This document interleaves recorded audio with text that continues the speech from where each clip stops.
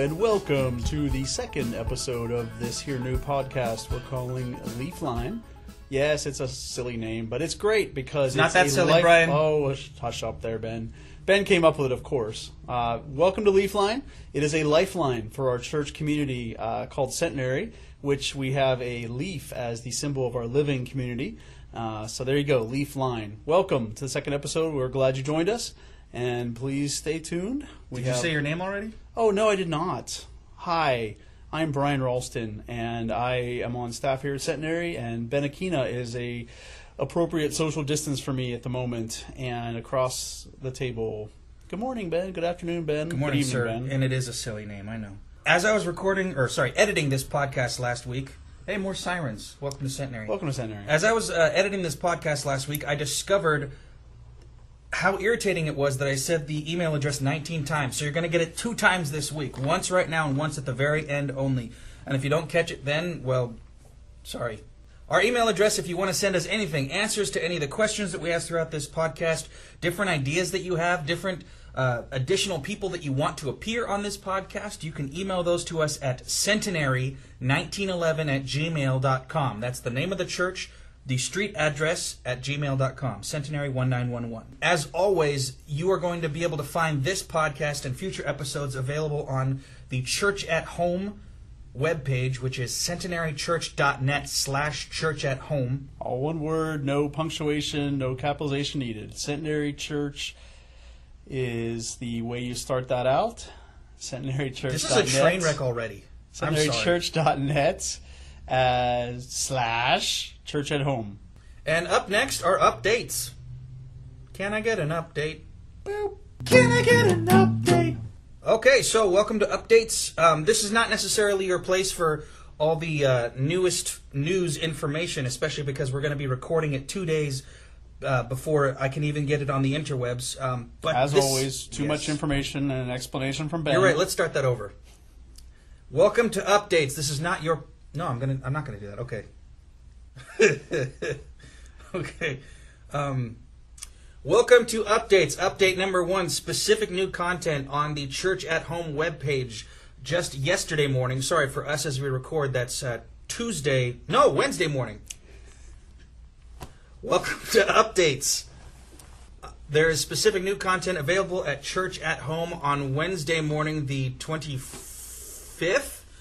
We just posted the newest video devotional that actually correlates directly to the email devotional that Mark Vacher has been sending out. If you're not subscribed to those email devotionals, please email, not our email address, but a different one, centenary@centenarychurch.net, because you need to get in on those. This is something that we are all doing together as a church family, and we would love for you to be involved with that and following along in your own daily devotionals. Brian, I understand you have another update for us. Yeah, the update is what we all know, that things are still suspended. No services on Sunday the 29th, and the preschool remains closed. Our preschool had to shut down about a week ago, so the children and the teachers are all not here on the church property, and that remains the same. The preschool's closed, the church is closed, the church office is closed technically, so please remember that. The office is not open for office hours. There are a few of us, kind of a skeleton crew, hit or miss around here right now. You know what? It's actually better for you to consider that there's never anybody here on campus, because we still have people that occasionally try to bring things to the church office, and we are trying to eliminate points of contact that don't need to be there. If you've got something, the mail is still delivering all the time, so please send us stuff through the mail. If you have questions, our office phone number is area code 209-527-5441. All the normal lines of communication are open, but we do ask you to be responsible right now and avoid those temptations to come visit the church office in person. It's very likely the person you're looking for is not there.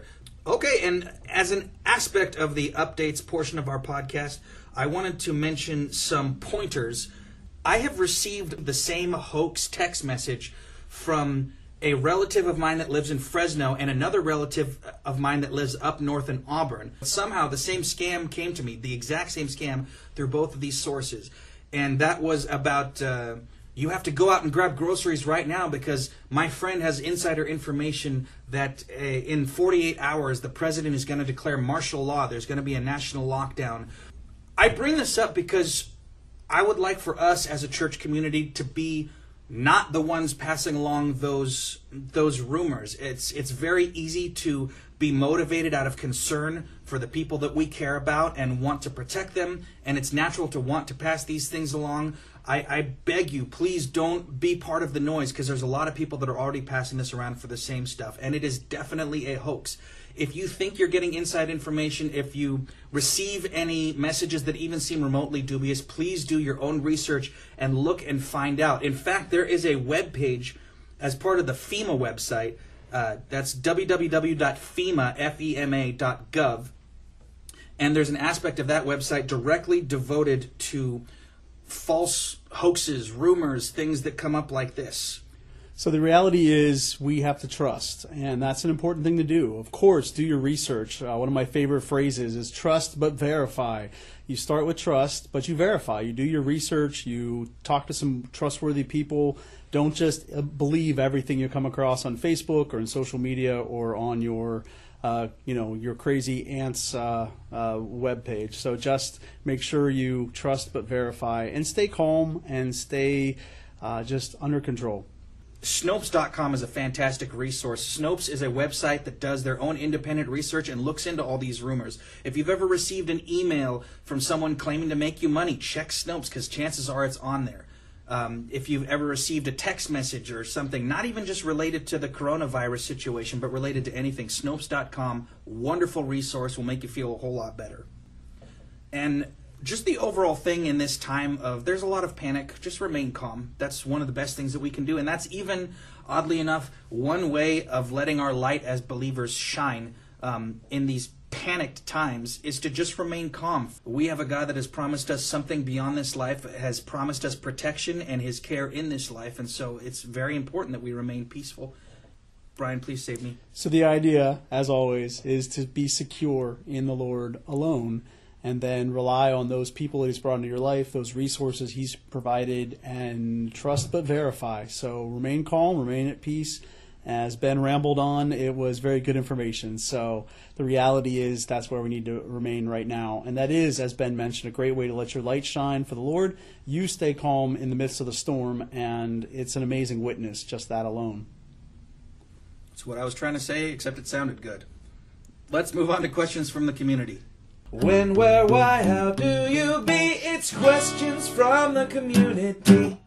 I was very thrilled to have several email responses to this category from last week. A big thanks to everyone that responded. There are some questions. We received definitely more questions than we can address today. Thousands of responses. Millions. Okay, millions. Yeah, you're right. Millions. No. So, yes, we received some great questions. We're not going to be able to cover some of them in depth here. We will try to do that at another time, another venue perhaps even. But we really appreciate the questions. Keep them coming, please, at that email, and let us know you're listening, and the questions are a good way to do that. We received some really deep, theological, insightful questions that definitely we don't have time for in this specific portion of the podcast. Just wonderful, many wonderful questions. There were other questions, too. And, yeah. Those other ones, too. Those. Anyway. Mm-hmm. Yep. But this first one comes to us from Jeff Bell. Brian, I'd love for you to take a crack at this. It's not an easy question, and I'm glad that Jeff had the boldness to ask this. His question: why does the church need money from its members? Is it required? What is a tithe? So what's interesting is this may seem basic to some of you, but we still come across this question on a regular basis. People think the church receives money from the government. We do not. People think that because we're a civic organization, we get some sort of special funding for nonprofits. We do not. The funding for church comes from the congregation of that church, the church family who's willing to give to support the ministry not only of this local church, but of the church universal, the church denomination, and other different organizations that are connected. So yes, we depend 100% on the church family of Centenary. And the way that we think of that is giving in a New Testament context. Blah, blah, blah.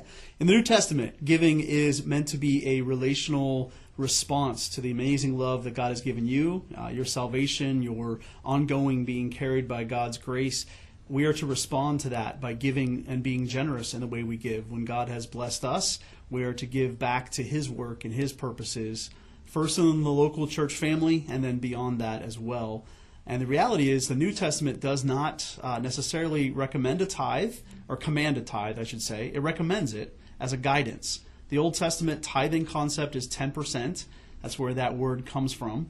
So you're to give of your first fruits, whatever harvest, whatever blessing God has brought, then you give first 10% to the Lord. That's an Old Testament command. In the New Testament, because we're living in grace, 10% is a guideline. That's kind of where it starts. For some people, though, you've been blessed more, and so 10% might not be sufficient enough, and you could give a bigger percentage. For others, 10% might be a bit ambitious to start out with. So in the New Testament context of grace, we're to prayerfully, carefully consider, with consultation from the loved ones in your life, maybe a spouse, but definitely let the Holy Spirit lead. Start with 10% as a guideline, and then see what the Lord does from there. And yes, we are dependent on the offerings and gifts of our church family, and thus that is a very important question. And especially right now, even though we're not doing weekend church service attendance, we still have bills to pay. I know that you are all at home probably struggling with the exact same thing. And one other thing is we as a church and the leadership of this church have committed to supporting the preschool teachers who also work on our campus during this season of closed doors. The preschool has had to be closed. Those teachers are not able to work, and the preschool is not able to take in money. And so in an act of boldness right now, the church leadership has decided they're going to float those teachers for a little while and do everything we can to support them as well. So not saying I don't want to put any pressure on anybody. I think giving is most significant when it comes willingly from a cheerful heart. But I do want to say, for those of you that are continuing to give, we thank you so much. We thank you desperately for that. And that leads us to a question from Ro Darnell. Thank you for this question, Ro. For those of us that contribute to the church every Sunday, how can we contribute now? It's a fantastic question because you cannot put money in the basket in the pews right now because you're not there. So yes, it is important to know the work of Centenary goes on. We have commitments we've made to our staff and to the preschool. At least for now, we're going to be able to carry through on those commitments, as well as to our denomination. We are committed as a part of the United Methodist Church that we are still going to continue to be a part of that. So financial obligations still exist, and we still have utility bills and all those things. So yes, giving is still very important, and you can give in several ways. We have some online options to give through the church website, through a text to give. You can give from your smartphone and text. And then we also have some direct bill pay sort of options from your bank accounts. You can also mail your gifts to the church office, as was mentioned earlier, and that's still a good way to provide for the Lord's work here at Centenary. If you do want to try those online methods, all the descriptions for those and the avenues to do them are available through centenarychurch.net/giving. And if you have questions for us to answer, hopefully we'll answer them in less time next time, but we'll try not to ramble. That was a bit long. I apologize. If you've got questions, you can send us to that email that you already heard, or you can leave it at the church voicemail if you happen to not be connected to the interwebs. On to trivia. Trivia. Okay, so Brian, our question last week was how many pianos are on Centenary's campus? Brian, and what is your answer? Once again, we had thousands of responses, but so many responses. We had actually one correct answer. So way to go, Dwayne Hutton, for getting the correct answer of 4 pianos on the church campus. I'm so thrilled to be able to correct you. 2 correct answers, one from Jeff Jacobs as well. Yeah, I forgot about Jeff Jacobs. The answer is 4 pianos, correct answer. And there were some people from our congregation that were so inspired by this trivia category, they sent us their own trivia questions. This first one comes from Dwayne Hutton. This is our first bonus trivia question for the next week. Pastor Dodds led our church when our campus moved from Needham to McHenry 6 decades ago. Someone in our current congregation used to babysit what was then called Dodds Bunch. Who is that person? And Jeff Bell also sent in a bonus trivia question of his own. He writes, since nobody can sneak into the sanctuary to check, how many hanging lights or ceiling fans are on the ceiling in the sanctuary? So if you've got the answers to those questions, you can email us at our email address again. But here's our official trivia question of the week. Brian, do you want me to read it or do you want to take it? I'll take it. If you are paying attention, you'll know this. What is the Bible translation that is present in the pew racks in our sanctuary? Obviously, you can't go and check, but what Bible translation is available for you in the sanctuary? If you know the answer to any of these questions, then you're amazing, and especially the first 2, you're crazy. You know, Brian, I don't need to check the Bibles in the pews. I don't even know what translation they are because I bring my own Bible to church. Aren't you just such a good boy? Way to go. Your mama is so proud of you. Call me Swiss cheese because I'm so holy. Oh, that stinks. That's just such a bad joke. I just couldn't say anything because I was overwhelmed by sadness. Ow. Why did I say that? I don't know. Because you're Ben. Yeah, that's a good point. It's hard being me. Main topic. Main topic. Welcome, folks, to Main Topic. This is sort of a continuation of our discussion from last week about changing crisis to opportunity during these crazy, weird times. And we finished our podcast last week by posing a question for the community, and that question was, how can you be a witness for Christ right now? One of our responses from Dwayne Hutton wrote, "The world is really messed up. It needs Jesus. It needs Jesus shining through me." And for Dwayne, that means, in his mind, being kind, genial, grateful, and helpful now and when it gets harder. Randall Robinson also wrote in, I loved his response. It was so specific. "I'm hoping to be an effective witness to my coworkers by showing a biblically appropriate response to the virus situation. Many of the people I work with are paranoid and almost unable to focus on their work at times, and I am seeing the value in the Bible's instruction to not worry, as well as trusting that God has a bigger plan than what we can see right now." This is Randall continuing. "My boss has some immune issues and has been telling us how worried she is. So I explained to her that my approach to dealing with the uncertainty has been to trust that Jesus takes care of us and to be at peace. I'm not sure how much of an impact it has made, but I'm hoping that if my actions match what I'm saying, it will make an impression somehow." Randall, thank you so much for this response. That's lovely. I think that's the key, is to trust that God has a plan, that God is in control, and that all of this is bigger than we can know. And so to rest in that. That's really hard sometimes because we want to know the future. We want to know what's next. And this situation, above all, is teaching us that lesson of we just don't know what's coming next. And sometimes that's really hard for us to deal with. But God has taught us throughout Scripture that it's not our job to know what's coming next. That's right. That's right. That's our human pride that wants to know.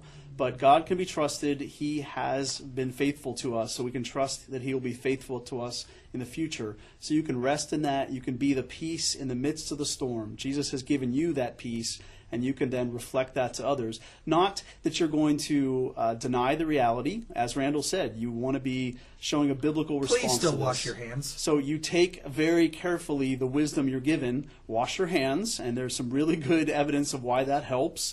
And interestingly enough, that 20-second rule is not just because you want to be thorough. It's actually soap kills the outer shell of the coronavirus, and it takes about 20 seconds for that to happen.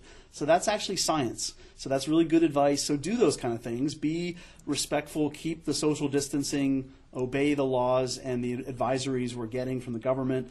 And also, in the midst of that, trust the Lord and let your light shine. This is the time when you could make a difference in so many lives around you just by being calm and helpful and fully carrying out those commandments. The greatest commandment, to love the Lord God with all your heart, mind, soul, and strength. And the second, remember, is like it. Love your neighbor as yourself. Check on those neighbors. Check on your friends at Spirit Salon and throughout the church family. Check on those coworkers and others that you don't see necessarily right now physically. Call them, text them, reach out to them. Be a light in the darkness. The two responses that we got from our listeners, I love how they kind of exemplify the two sides of the Christian coin. One spoke about sort of having just that peaceful presence, about this indirect sort of ministry that we can have to people around us where it makes them wonder what is different about this person. And I definitely think that if you're the one walking through Target, not panicking, not ripping things off the shelves and trying to fight other people for products, then it definitely makes you stick out in today's world. But also through that other response that we heard about direct ministry, about being able to say to people, this is why I trust, this is why I'm calm and comfortable and relaxed in this time. I think about James chapter 2, his words about having faith as being vitally important, but needing to have those specific overt acts as evidence of your faith. And while we do want to lead by example and definitely exemplify that, we also have to come back to 1 Peter chapter 3, where Peter says, always be prepared to give an answer to everyone who asks you to give the reason for the hope that you have, but do this with gentleness and respect.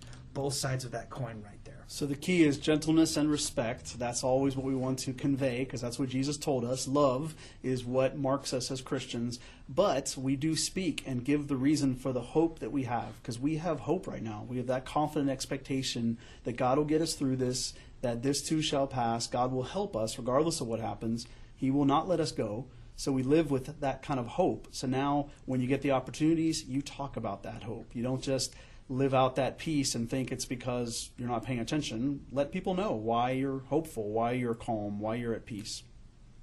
And one other response we got from a listener that I loved, this listener had 2 ways of witnessing during this particular time. Number 1, he says, get educated. Being busy is often, especially for me, our most common excuse for not regularly reading the Bible and learning from it. Now that we have all the time in the world to do so, with everyday life on hold, we have little reason to not read and apply its knowledge to our lives. For me, specifically, this means examining what I'm spending my time on every day and seeing which I will cut down on. Fantastic. A remark I made on one of our videos that I released Monday of this week was that there's a lot of people in this world that when life is super busy, it's really, really easy to put off things of eternal value. And one of the things that excites me about this season is there's a lot of people that are normally busy that are now stuck with time for reflection that they didn't necessarily want. I think God can really work in those times of silence. This is a time that God may have given us to clear away those idols in our lives. Even us good Christians who may have put certain things as more important. Doing church may have been more important to us sometimes than being with Jesus. And especially maybe sports and other recreational things that you can't do anymore. And so it's time to focus in on the Lord and let the truth heal you through His Word, through prayer, through conversations and encouragements that draw you closer to the Lord. Take advantage of this time. Absolutely. And this listener, actually it was Jeff Jacobs that I just read from. One of the other things he talked about was the fruit of the Spirit specifically, and not just, oh yeah, I got to live by the fruit of the Spirit. He talks about writing physical reminders that he puts on the dashboard in his car, in his wallet, just as, love, joy, peace, patience, kindness, gentleness, little reminder notes to himself that this is what he's supposed to be acting like. And when I walk around, I know those things by heart, but it's so easy to forget them. I love the idea of putting physical reminders in your life to keep you on task with those things. Yeah, so some practical tips like that really help. And remember, at this time especially, focus more of your perspective on the Lord. Let Him change your heart. The media and all around us is so much noise right now. Stay appraised to what's going on, obviously, but you may need to take a break and not obsess about things as much as it's tempting to do that. Just to take a break from it. Let the noise fade away a little bit and focus your eyes on the Lord. Fantastic. So we got a question. Think about it. Talk about it. Get back to us. Think about it, talk about it, get back to me with this question for the community. Are you hating me right now? No, it's fine, Ben. Ben's just got it very structured, and I like it. And he's moving through the structure and rattling his papers around. You would never assume I've good. done a lot of preparation for this podcast when you hear how long and rambling my answers are. But I've got 4 pages of notes in front of me. That's what this sounds like. That's what this sounds like, yeah. And Ben is super prepared, as always, and that's a good thing. But yes, you'd be surprised, because he's not more concise in the way he speaks. If this is me prepared, holy cow. I Okay. know. Tell me about it. Questions for the community. Here's our new question that will lead us into our main topic discussion for next week. What Christian cliche do you find either most nebulous or most annoying? And to give you a little bit of an example, here's my Kristen cliche. A Kristen cliche. That would be one from Ben's wife. That would be a Kristen cliche. She probably read it in a book. Yeah, probably. Okay, so the Christian cliche that I find most annoying or nebulous is just give it up to God. I remember hearing that a lot when I was a teenager in the 90s at youth events and youth groups. Oh, you worried? Just give it up to God. Give it up to God. There was never really a point-by-point, step-by-step procedure for what that looks like. It was just, oh, you're worried? Hey, Brian, are you worried about anything? Give it up to God. Just give it up to God, Brian. Yeah, let's do that. Let's put it on a T-shirt, too, and a bumper sticker and a coffee mug. Yuck. Okay. So that's our question for the community. You can send your responses to that to the email address, or you can even post it to the church Facebook page. That's centenarychurch.net. No, that's not it. Facebook.com/centenarymodesto. Lindy Collins should be posting this episode with that question restated. That's it for the content. Let's move on to closing reminders. One last word before we go. One last word before we go. That's what the song said, Ben. Everybody knows that. Oh, dang it. I'm sorry, Brian. Okay, once again, if you have feedback about the podcast, if you've got questions that you'd like us to answer, hopefully quicker than we answered the other ones today, or if you'd like to give an answer to our trivia or our question for the community, you can reach us at centenary1911@gmail.com. I want to remind you to pray and give and keep on that faithful track, please. We need your ongoing support of this church family, and be giving your prayers and consideration as well. And if you do give this week, it's centenarychurch.net/giving.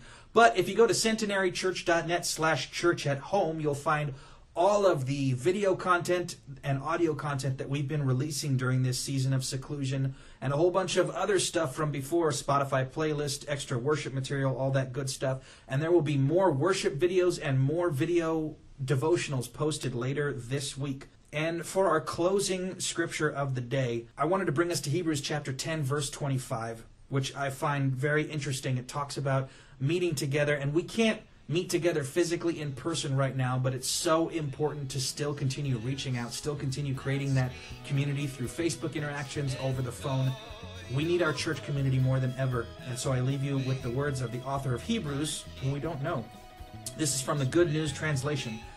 Let us not give up the habit of meeting together, as some are doing. Instead, let us encourage one another all the more, since you see that the day of the Lord is coming nearer. Say goodbye, Brian. Goodbye, Brian. Ow.